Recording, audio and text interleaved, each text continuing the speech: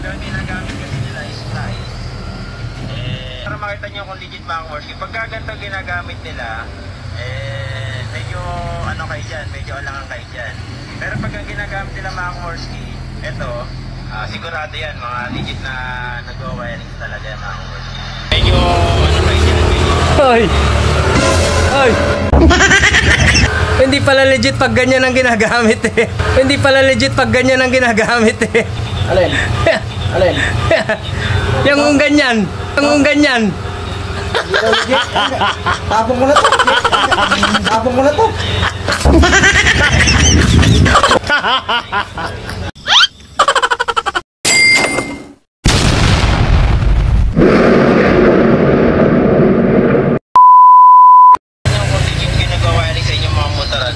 Pag ang ginagamit kasi nila is splice, ewan ko lang.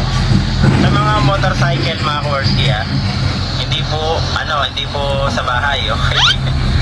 Pagka, para makita nyo kung legit mga Kowarski, pagka ganito ginagamit nila, medyo ano kayo dyan, medyo alangan kayo dyan.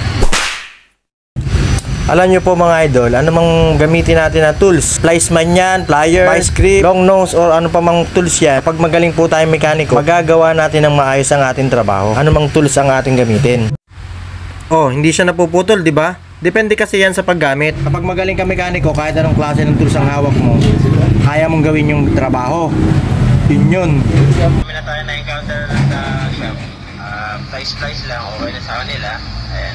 Pagka kumita lang Yung gumagamit kasi ng mga ganyan tools, sila yung mga baguhan. Hindi sila sanay gumamit ng ganito.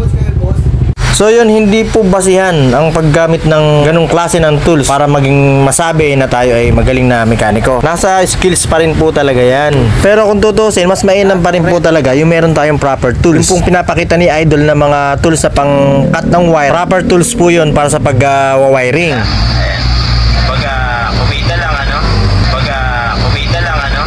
Oh? Pero talagang mahilig gumamit na to.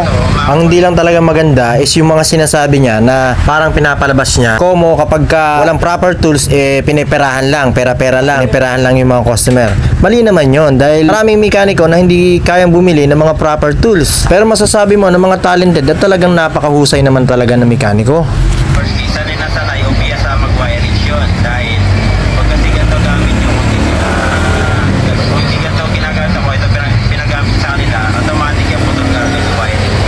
O yan, ipapakita ko mga idol. Long nose lang po yung gamit ko, hindi yung tools na katulad na pinakita niya. Kapag ka daw hindi ganun ang ginamit, automatic daw, putol daw kagad yung wiring. Nasa paggamit yan idol.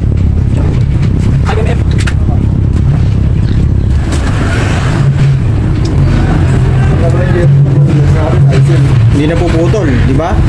Nasa paggamit lang yan ng hindi na puputol, di ba? Nasa paggamit lang yan ng air splice or long nose. Depende yan sa paggamit.